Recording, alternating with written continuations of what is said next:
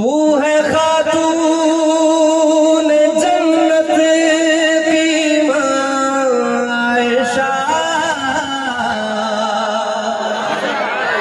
कोई दुनिया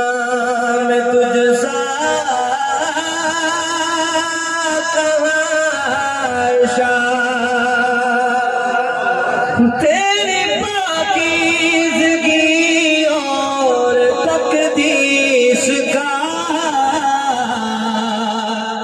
है गवाह काल के दो जहां आयशा, राहते कल्बो जाने मोहम्मद जो जाए मुस्तफा आयशा है, राहते कल्बो जाने मोहम्मद जो जाए मुस्तफा आयशा है,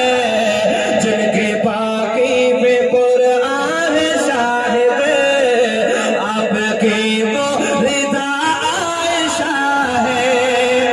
समझने वाले के लिए ये एक मिसरा ही काफी जो पढ़ने लगा, सुनिएगा।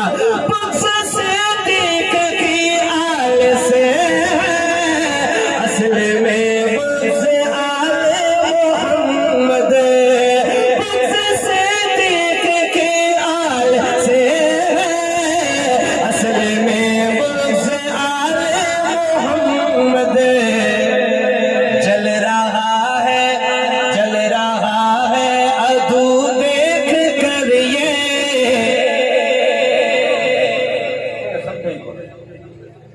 सब ने हेरे पे तो ये ना अल्लाह मिस्र समझो। बक्स से देख